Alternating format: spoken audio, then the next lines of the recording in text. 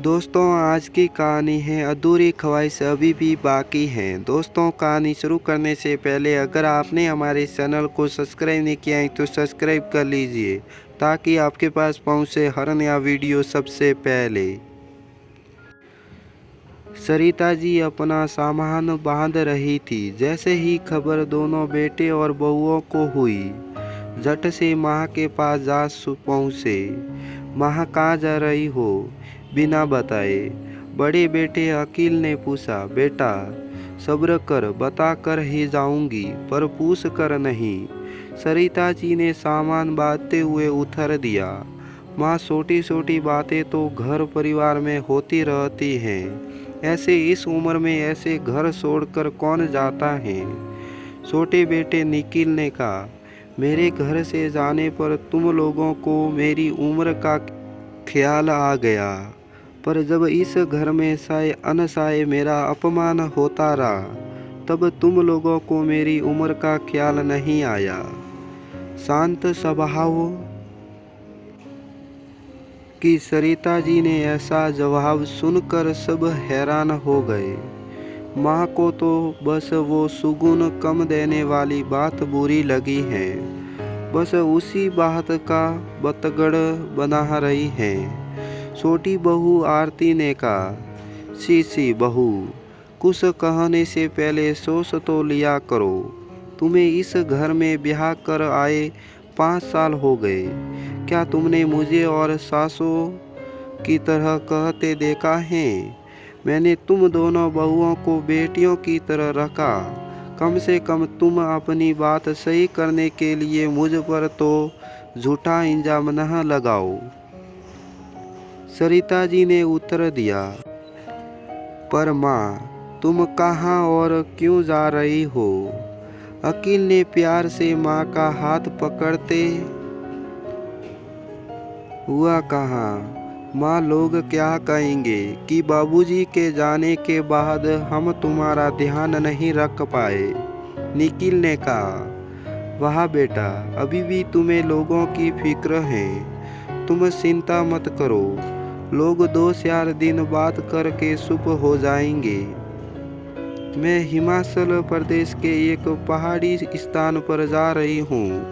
मुझे वहाँ के महिला आश्रम में कर्णवश की नौकरी मिल गई है। सरिता जी ने कहा। माँ, हमारे होते हुए आपको काम की क्या ज़रूरत है? आपकी कौन सी इच्छा यहाँ पूरी ना हो रही? अकील ने पूछा। बाबूजी को गए अभी 1 बरस ही हुआ और हो गई शुरू महाजी की मनमर्जियाँ। फिर से आरती ने कटाक्ष किया। सरिता जी का धैर्य जवाब दे गया। पहली बार कड़कड़ाते हुए स्वर में कहा। सुनना ही है तो सुनो। जब तक तुम्हारे बाबूजी जिंदा थे इस घर में सब कुछ ठीक चल रहा था। साझा कारोबार था। दोनों बहुएं मान सम्मान देती थी। मैं भी बेटी के प्यार को तरसती दोनों पर समान स्नेह लुटाती थी। पिछले साल तुम्हारे बाबूजी के हत्या ग्रंथ में मृत्यु होते ही मानो इस घर पर किसी की नजर लग गई। 2 महीना के भीतर ही तुम दोनों भाई फैक्ट्री का बंटवारा सहाने लगे। तुम दोनों के बीच मनमुटाव का बड़े मैंने फैक्ट्री का बंटवारा कर दिया। घर में भी तुम दोनों परिवारों को अलग कर दिया, पर संपत्ति का बंटवारा होते ही तुम दोनों बहुओं ने मुझे फुटबॉल की तरह उत्तर नीचे कर 1 महीने फेंकना शुरू कर दिया। जिस घर में मैं मालकिन बनकर घूमती थी उस घर में मुझे अब बहुओं का मुंह ताकना पड़ता था। तुम दोनों बेटे मेरा खून होकर भी आंख बंद किए बैठे रहे। पिछले माह अपनी बहन की बेटी के ब्याह पर सोने के कंगन देने की बात की तो तुम सब ने मुझे महंगाई का रोना रो दिया। भरा पूरा घर छोड़ के गए तुम्हारे बाबूजी तुम लोगों के लिए, पर तुम लोग मुझे महंगाई के बारे में बता रहे हो। आरती को कहते सुना, कभी खुद के पैसे कमाए हो तो पता चले पैसे कहाँ दर्द। अरे तुम लोग भूल गए क्या, मैंने 10 साल नौकरी करके तुम्हारे बाबूजी की फैक्ट्री खोलने में मदद की। तुम दोनों परवरिश के लिए मैंने अपनी नौकरी छोड़ दी। 1 बरस पहले जो सब कुछ तुम्हारे बाबूजी और मेरा था वो सब तुम्हारे भाइयों का हो गया। मुझे अपनी मन मर्जी से किसी को कोई तोहफा देने का भी हक नहीं रहा। मैं एक पढ़ी लिखी औरत हूँ, मुझे मेरे ही घर में ऐसे महसूस करवाया जाता है मानो मैं बेकार हो गई हूँ।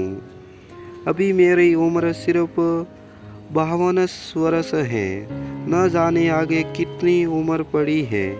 मुझे अगर ज़िंदगी में दूसरा मौका मिल रहा है आगे बढ़ने का तो उसमें हर्ज ही क्या है। ये नौकरी करने से मेरे 2 सपने पूरे हो गए। एक पहाड़ी इलाके में रहने का जो मेरा और तुम्हारे बाबूजी का सपना था, और दूसरा अपनी जैसी अन्य महिलाओं के साथ वक्त गुजार पाऊंगी। माँ, हमसे गलती हो गई, आप हमें एक बार मौका दो, आपको शिकायत का मौका नहीं मिलेगा। अकील रोता हुआ माँ के पैरों में गिर पड़ा। नहीं मेरे बच्चों, माँ कभी अपने बच्चों से नाराज़ नहीं हो सकती, पर मुझे रोकने की कोशिश मत करो। आज तक घर परिवार में फंसी रही, अब मुझे दोबारा अपनी ज़िंदगी अपने हिसाब से जीने का मौका मिला है। यह मुझसे छोड़ने का मत कहो। मैं तुम लोगों से मिलने आती जाती रहूँगी। ऐसे कितने लोग हैं जिन्हें अपनी मन मर्जी से जीने का मौका नहीं मिलता, सो मैं अब यह मौका नहीं गवा सकती। सरिता जी ने अपना अंतिम निर्णय सुना दिया। दोस्तों, हमारी पूरी ज़िंदगी अपने परिवार की ज़रूरतों के लिए पूरा करने में बीत जाती है। चाहे पुरुष हो या स्त्री, अपने परिवार के लिए भविष्य को भुला देते हैं। अंत, जब भी अपनी इच्छा से जीवन जीने का दूसरा मौका मिले तो उसे अवसर को भरपूर जीने की कोशिश करनी चाहिए। समाज की परवाह किए बिना कुछ अधूरी ख्वाहिशें पूरी कर लेनी चाहिए। कुछ अन्य रचना माँ के बिन रूप पत्नी की खुशी के लिए तयोग बेटा बहू। तो दोस्तों, इस कहानी से आपकी क्या राय है नीचे कमेंट करके हमारे को ज़रूर बताएं। आपकी राय का इंतज़ार रहेगा, और इस वीडियो को लाइक और शेयर करना बिल्कुल न भूलें।